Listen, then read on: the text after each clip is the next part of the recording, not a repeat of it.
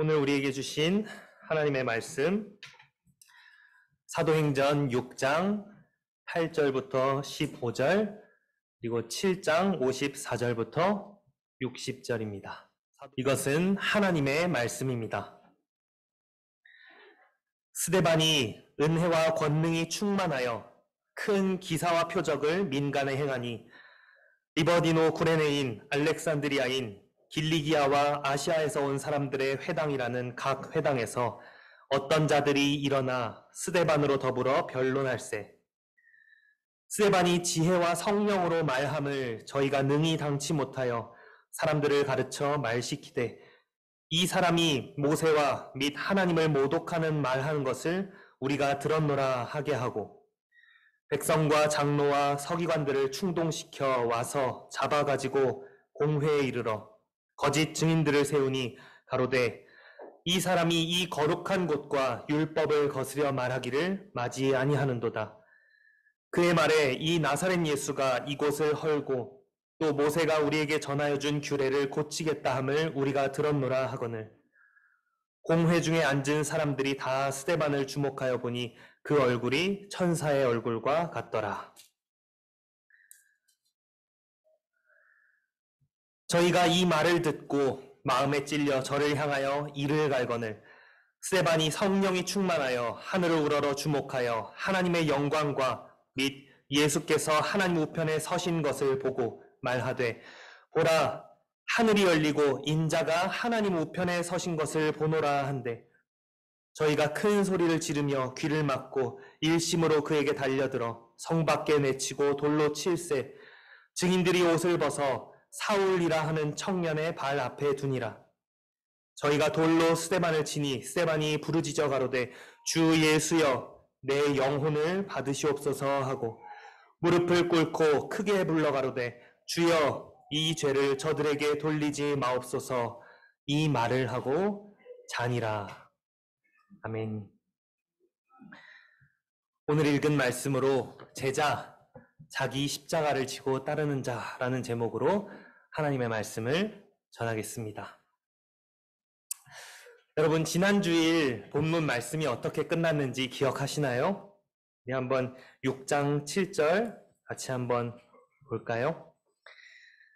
하나님의 말씀이 점점 왕성하여 예루살렘에 있는 제자의 수가 더 심히 많아지고 사도들과 집사들의 복음 사역으로 인해 예루살렘에 주님을 따르는 제자들의 수가 부쩍 늘어났습니다. 그런데 오늘 읽은 본문에 이어지는 8장 1절은 이렇게 기록합니다. 그날에 예루살렘에 있는 교회에 큰 핍박이 나서 사도 외에는 다 유대와 사마리아 모든 땅으로 흩어지니라. 그러니까 오늘 본문에 기록된 어떤 사건으로 인해서 예루살렘 교회에 큰 박해가 일어났고 그 결과 제자들이 유대와 사마리아 땅 전체에 뿔뿔이 흩어졌다는 것이죠. 어떤 사건입니까? 여러분 잘 아시는 것처럼 스데반의 순교입니다. 그렇습니다. 주님은 너희가 예루살렘과 온 유대와 사마리아와 땅 끝까지 이르러 내 증인이 되리라는 주님의 말씀을 이루시는데 스데반이라는 한 사람을 사용하셨습니다. 그의 가르침과 삶뿐만 아니라 그의 죽음까지도 사용하셨습니다. 그가 말과 행동으로 전한 복음을 예루살렘의 많은 사람들이 거부했지만 그것이 오히려 예루살렘을 넘어 온 유대와 사마리아로 복음이 전파되는 결과를 낳았습니다. 교회의 확장, 복음의 영광으로 가는 길에는 이처럼 언제나 십자가가 있습니다. 그러나 또한 언제나 그렇듯이 고난과 박해는 복음을 가로막고 침묵시키지 못합니다. 오히려 정반대이지요. 오늘 본문은 스데반을 집사라는 직분자보다는 그리스도의 제자로 부각시킵니다. 여러분, 제자가 무엇입니까? 단순히 무엇을 배우기만 하는 사람이 아니죠. 배우기만 한다면 그건 제자가 아니라 학생입니다. 제자는 스승으로부터 가르침을 받을 뿐만 아니라 스승의 뒤를 따르는 사람입니다. 스승을 본받고 닮아가는 사람입니다. 제자는 스승의 거울이다라는 말처럼 제자는 스승을 비추고 스승을 드러내는 사람입니다.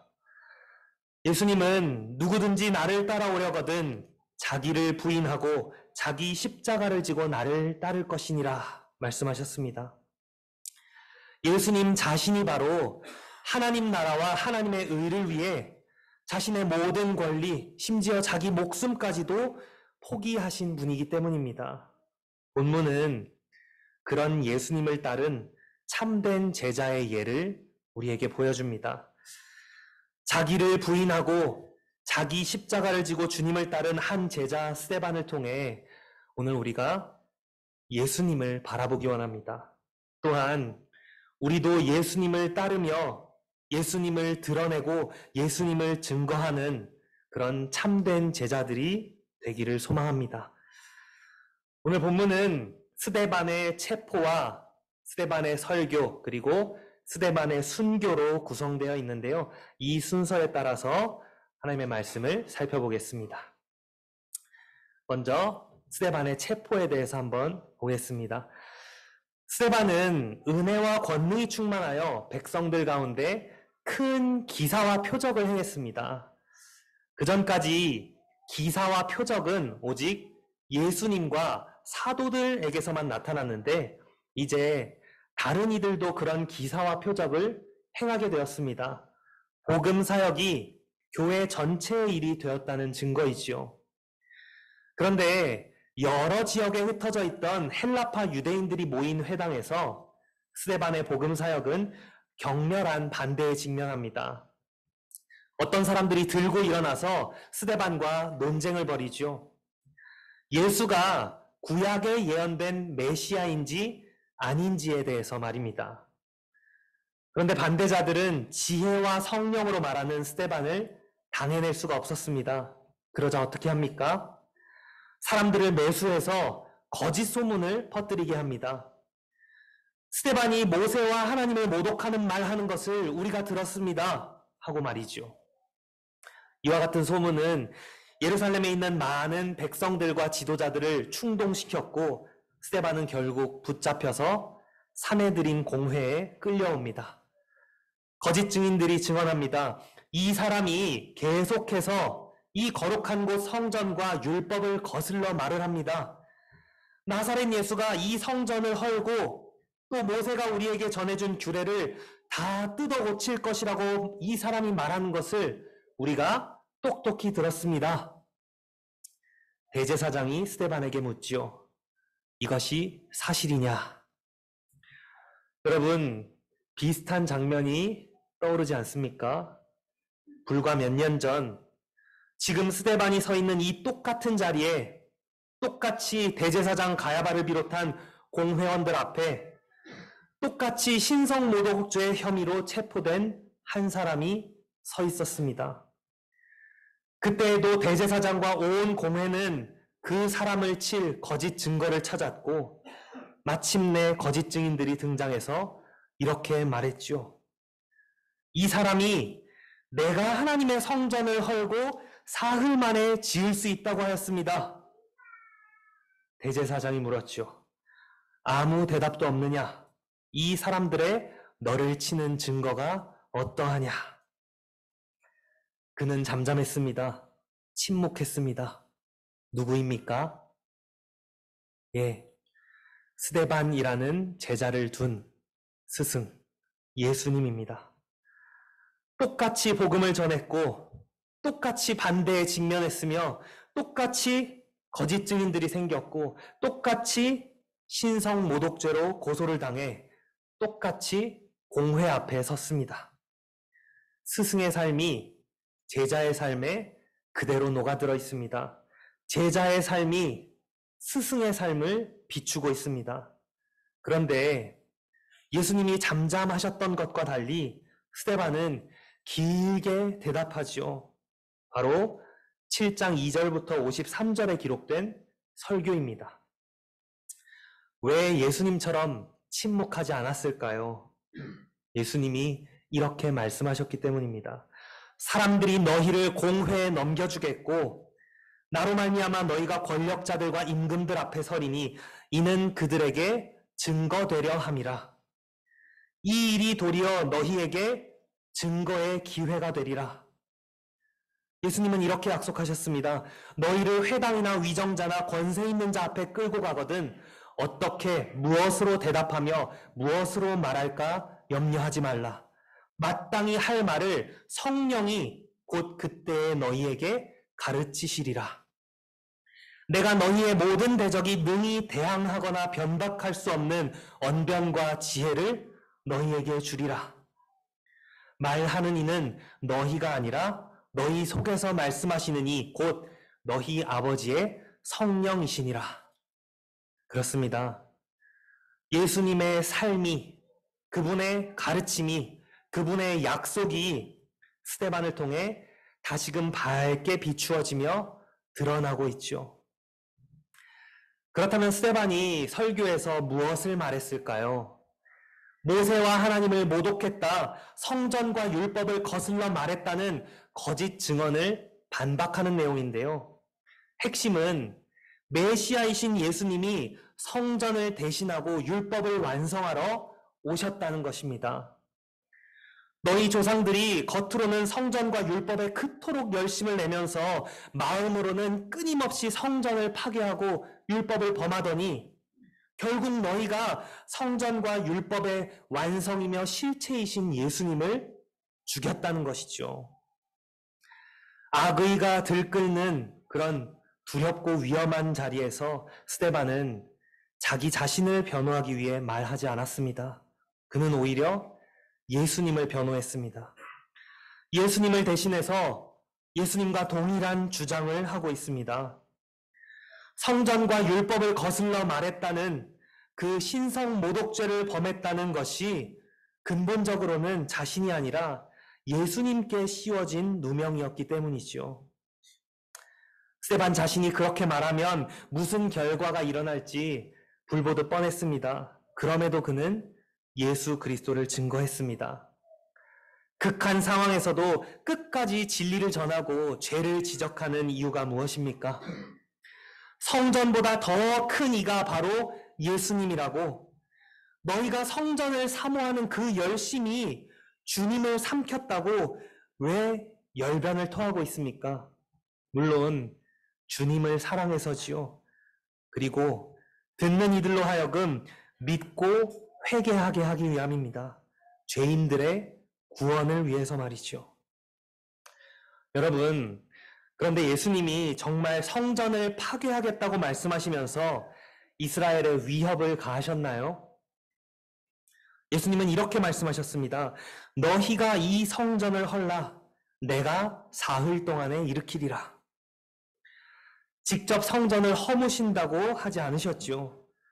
성전을 모독하는 의미로 말씀하신 것도 아닙니다. 너희가, 즉 유대인들이 성전을 허물면 내가 3일 만에 다시 일으키겠다. 이게 무슨 의미인가요? 예수는 성전된 자기 육체를 가리켜 말씀하신 것이라. 예, 건물 성전이 아니라 예수님 자신을 두고 하신 말씀이죠. 예수님의 죽음과 부활에 대해 말씀하신 겁니다. 그러나 유대인들은 그 진정한 의미를 못 알아듣고 문자적으로 받아들입니다. 이 성전은 46년 동안에 지었건을 네가 3일 동안에 일으키겠느냐? 그리고 공회에서 말을 덧붙여서 거짓으로 증언합니다. 우리가 그의 말을 들으니 손으로 지은 이 성전을 내가 헐고 손으로 짓지 아니한 다른 성전을 사흘 동안에 지으리라 하더라. 이처럼 육체의 할례만 받았을 뿐 마음과 귀의 할례 받지 못한 자들에게 스데반은 진리를 전하고 있습니다. 하나님은 건물에 갇혀 계시는 분이 아닙니다. 하나님은 자기 백성이 어디에 가든지 동행하시는 분입니다.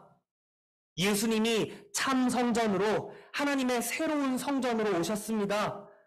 죽으시고 3일 만에 부활하신 그분이 하나님의 집입니다. 하나님과 만나고 교제하는 장소는 건물 성전이 아니라 예수님입니다. 유일하시고 참되신 하나님은 예수 그리스도 안에서만 예배할 수 있습니다. 하고 말이죠. 여러분, 율법에 관해서는 어떻습니까? 우리 예수님이 정말로 율법을 뜯어 고치겠다고 하시면서 모세와 하나님을 모독하셨나요? 아니요. 예수님은 율법 아래에 나시고 율법을 온전히 지켜 행하셨습니다. 이렇게 말씀하셨죠. 내가 율법이나 선지자를 폐하러 온 줄로 생각하지 말라. 폐하러 온 것이 아니요 완전하게 하려 함이라. 율법의 1.1획이라도 반드시 없어지지 아니하고 다 이루리라. 예수님은 자신의 삶 전체와 십자가에서 죽으심으로 율법을 완성하시고 율법의 본래 의도를 회복하신 분이시건만 유대인들은 예수님이 율법을 존중하지 않는다고 비난했습니다. 네가 율법을 없애려는 게 아니라는 사실을 입증하라고 강요했습니다. 그런 자들에게 스데반은 진리를 전합니다. 하나님은 껍데기뿐인 제사를 원하지 않으십니다. 겉으로만 형식적으로 율법을 지켜 행하는 것은 아무런 의미가 없습니다. 하나님은 마음을 다해 순종하고 하나님의 말씀을 듣는 것을 기뻐하십니다. 전심으로 하나님과 이웃을 사랑하기를 원하십니다. 여러분의 조상들과 여러분이 실패한 그것을 하나님이 예수 그리스도 안에서 완성하셨습니다. 이제 율법에 명시된 의식을 통해서가 아니라 예수님을 통해서만 속죄받고 거룩해질 수 있습니다. 예수님 안에서만 참으로 하나님께 순종할 수 있습니다. 이렇게 말이죠. 하나님이 주신 기회였습니다. 진리의 말씀, 복음을 믿고 회개할 수 있는 은혜가 주어진 자리였죠. 하지만 공회로 모인 자들은 거부합니다. 복음을 듣고 몹시 화를 내며 스데반을 향해 이를 갈지요. 논쟁은 거짓말, 중상모략으로 그리고 폭력과 살인으로 향하고 있습니다. 스데반은 이미 자신의 끝을 알고 있었을 것입니다. 예수님의 마지막이 어떠했는지 알고 있기 때문이죠. 스데반의 순교 장면을 살펴보면 그의 죽음마저도 예수 그리스도로 가득 차 있음을 보게 됩니다. 먼저 스데반은 예수님이 하나님의 하늘 보좌 우편에 서신 것을 보았습니다. 그리고 말합니다. 보라, 하늘이 열리고 인자가 하나님 우편에 서신 것을 보노라. 공회원들이 그의 말을 들었을 때 몇 년 전 그 자리에서 예수님으로부터 들었던 말이 떠올랐을 것입니다. 이제 후로는 인자가 하나님의 권능의 우편에 앉아 있으리라. 이 말로 인해 예수님의 신성 모독이 확실시되었고 처형으로 이어졌죠. 인자는 우주적인 통치권을 지니고 있음을 의미하는 칭호인데요. 특별히 심판의 권세를 강조합니다. 내가 하늘에 올라 하나님의 보좌에서 영광을 함께 나누고 온 세상을 다스리며 심판할 것이라는 예수님의 말에 대제사장 가야바는 옷을 찢으며 분노했습니다. 사람들은 예수님을 사형에 마땅한 자, 사형에 해당되는 자로 정죄하고 침을 뱉고 조롱하면서 주먹과 손바닥으로 얼굴을 때렸습니다. 그런데 지금 스데반은 예수님이 그때 하신 말씀이 사실이라고 증언하고 있습니다. 너희가 죽인 나사렛 예수가 메시아요, 사람으로 오신 하나님의 아들이시며 부활 승천하여 하나님 우편에 계시다는 것이죠. 예수님과 마찬가지로 이 말이 사람들의 분노를 일으켰고 결국 스데반은 신성모독죄로 돌에 맞아 죽게 됩니다. 예수님처럼 성문 밖에서 고난당하고 죽음을 맞이했죠. 원수들에 둘러싸여서 그들의 광기 어린 고함과 야유를 들으면서 그렇게 죽어갔지만 스데반에게는 확실한 위로와 소망이 있었습니다. 왜 그렇습니까? 예수님이 하나님 우편에 서신 것을 보았기 때문입니다. 그는 온 세상을 통치하시는 예수님을 보았습니다. 하나님 우편에서 나를 위해 간구하시는 예수님을 보았습니다. 하나님의 영광 가운데 계신 예수님은 인자로 자신을 비우고 낮추셨던 사람의 모습으로 계셨습니다. 두 손에는 못자국이 있었겠지요. 그리스도께서 고난을 받고 자기의 영광에 들어가신 것처럼 나도 이 고난 뒤에 그분의 영원한 영광에 들어갈 것을 그는 확신할 수 있었습니다. 아버지여, 내게 주신 자도 나 있는 곳에 나와 함께 있기를 원하옵나이다. 주님이 기도하신 대로 죽은 자들 가운데서 부활하여 하나님 우편에 예수님과 함께 있을 것을 기대할 수 있었습니다. 스데반이 본 예수님은 어떤 자세로 계셨습니까? 하나님 우편에 서 계셨습니다. 성경에서 예수님은 하나님 우편에 계신 분, 특별히 앉아 계신 분으로 묘사됩니다. 여호와께서 내 주에게 말씀하시기를 내가 네 원수로 내 발등상 되게 하기까지 너는 내 우편에 앉아 있으라, 앉으라 하셨도다. 그런데 유일하게 이 본문에서만 예수님이 하나님 우편에 서 계십니다. 원수들의 심판이 확신하며 임박했다는 것이죠. 그것은 스데반에게는 곧 내 구원이 확실하며 그 구원의 완성이 임박했다는 것이기도 합니다. 최후 심판의 날의 재판장이신 예수님이 나를 변호하기 위해 서셨기 때문입니다. 누구든지 사람 앞에서 나를 시인하면 인자도 하나님의 사자들 앞에서 그를 시인할 것이요 말씀하신 대로 예수님은 사람들 앞에서 자신을 시인한 스데반을 하늘 법정에서 하나님 앞에서 시인하는 분으로 서 계셨습니다. 이 장면이 스데반에게 얼마나 크고 확실한 위로와 소망이 되었을까요? 계속해서 돌이 날아들고 온몸이 피로 물들어가는 그 순간에 스데반은 부르짖습니다. 주 예수여, 내 영혼을 받으시옵소서. 예수님이 운명하시기 직전에 하신 말씀과 거의 동일하지요. 아버지여, 내 영혼을 아버지 손에 부탁하나이다. 차이가 있다면 예수님은 성부께, 스데반은 예수님께 의탁했다는 것입니다. 이제 하나님께 드리는 간구는 하나님과 사람 사이의 한 분 중보자이신 예수님을 거치기 때문입니다. 스데반은 믿었습니다. 중보자 그리스도께 맡긴다면 내 영혼이 안전하며 영혼이 안전하면 육체는 죽임을 당할지라도 그리스도의 영광스러운 몸과 같이 부활할 것을 말입니다. 그는 예수님이 말씀하신 대로 몸은 죽여도 영혼은 능히 죽이지 못하는 자들을 두려워하지 않았습니다. 비참하고 잔혹하게 죽어가는 상황 속에서도 참된 제자의 영혼은 그리스도 안에서 편히 쉬고 있었습니다. 지금까지 똑바로 서 있던 스데반이 갑자기 무릎을 꿇습니다. 자신을 위해서는 서서 기도했는데 자신을 처형하는 자들을 위해서는 무릎을 꿇고 더욱 간절히 기도합니다. 주여, 이 죄를 저들에게 돌리지 마옵소서. 예수님이 십자가에서 자기의 살인자들을 위해 이렇게 기도하셨죠. 아버지여, 저들을 사하여 주옵소서. 자기들이 하는 것을 알지 못함이니이다. 스데반은 예수님이 보여주신 본을 따랐습니다.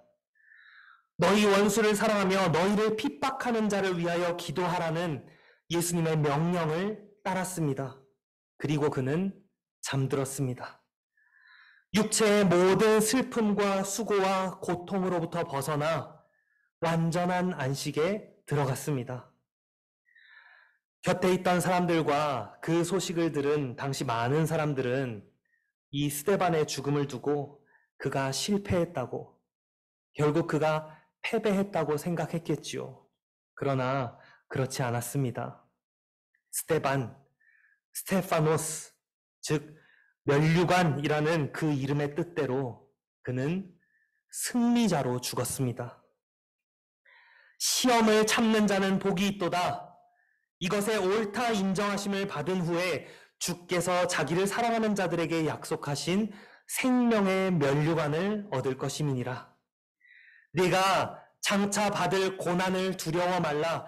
네가 죽도록 충성하라. 그리하면 내가 생명의 면류관을 네게 주리라. 예수님이 당하신 시험과 고난, 그분이 쓰신 가시 면류관이 사실은 승리의 면류관이었던 것처럼 말이죠. 주여, 이 죄를 저들에게 돌리지 마옵소서 했던 스데반의 기도는 응답되었습니다. 그 자리에 있던 사울이 나중에 회심함으로 말이죠. 사울이 스데반의 기도를 들었을 당시에는 분명 비웃었을 것입니다. 그러나 그는 스데반의 처형에 가담한 일에 대해 훗날 후회하고 반성합니다. 그리고 평생을 주님을 전하는 증인으로 살다가 잠들었지요. 그렇습니다. 주님은 스데반이라는 참된 제자의 고난과 죽음을 통해 바울이라는 또 하나의 참된 제자를 일으키셨습니다. 스데반의 죽음은 제자들에 대한 핍박을 심화시켰지만 그로 인해 복음이 온 유대와 사마리아로 그리고 땅끝까지 전해지는 교두보가 되었습니다. 사랑하는 성도 여러분, 우리는 예수 그리스도의 제자입니까? 정말 그분의 제자가 맞습니까? 그분의 가르침을 귀로 듣고 지식적으로 아는 것을 넘어 그대로 받아들이고 우리 행동의 지표로 삼고 있나요? 주님의 삶을 본받고 그분을 닮기 위해 몸부림칩니까? 주님의 약속을 기억하며 붙드나요? 그분을 고백하고 따름으로 인해서 당하는 고난이 있습니까? 죽임 당하는 것까지는 아닐지라도 주님의 참된 제자로 살면 살수록 우리 안팎에서 일어나는 수많은 고난들이 분명히 있을 것입니다. 주님의 말씀을 따를수록 육신이 고달프고 가난해지고 고립될 수 있습니다. 이 땅 위의 삶을 위해서는 주님을 부인하는 것이 낫겠다는 유혹을 받을 때가 앞으로 점점 많아질 것입니다. 우리 사회와 문화는 날이 갈수록 그리스도의 제자들에게 적대적으로 변해가고 있기 때문입니다. 어쩌면 다시 순교를 각오해야 하는 시대가 올지도 모르겠습니다. 사랑하는 성도 여러분, 우리를 위해 하늘 영광 버리고 낮고 낮은 땅 위에 낮고 낮은 사람의 몸을 입고 오신 예수님을 바라보십시오. 우리를 위해 자기를 부인하고 십자가를 지신 예수님을 바라보십시오. 신성을 모독했다는 거짓 증언과 누명도 우리를 위해 참으신 예수님을 바라보십시오. 율법의 창시자임에도 우리를 위해 율법 아래에 나시고 온전히 순종하여 얻으신 의를 우리에게 전가하시고 정작 당신은 우리 때문에 율법의 저주를 다 당하신 예수님을 바라보십시오. 그리고 우리를 위해 부활 승천하시어 하나님 우편에 서신 예수님을 바라보십시오. 고난당하신 주님이 영광 가운데 계십니다. 주님이 온 세상을 다스리십니다. 우리를 위해 지금도 끊임없이 간구하고 계십니다. 우리를 변호하기 위해 서셨습니다. 악한 원수 마귀와 그의 종들을 심판하고 우리의 구원을 완성하시려 곧 다시 오실 것입니다. 살아서나 죽어서나 우리의 몸도 영혼도 그분의 것이라는 사실에 위로와 소망을 얻으시기를 바랍니다. 고난 가운데서도 주님을 시인하고 따른 우리를 주님 역시 하나님과 천사들 앞에서 시인하실 것입니다. 고난을 통해 성장하고 성숙하기를 원합니다. 우리의 고난을 통해 세상에 주님이 증거되기를 바랍니다. 우리의 고난을 통해 또 다른 많은 제자들이 일어나기를 소망합니다. 나를 인하여 너희를 욕하고 핍박하고 거짓으로 너희를 거스려 모든 악한 말을 할 때에는 너희에게 복이 있나니 기뻐하고 즐거워하라. 하늘에서 너희의 상이 큼이라. 너희 전에 있던 선지자들을 이같이 핍박하였느니라. 예수 그리스도를 따르기 위해 기꺼이 자기 십자가를 지는 저와 여러분이 되기를 성부와 성자와 성령의 이름으로 축복합니다.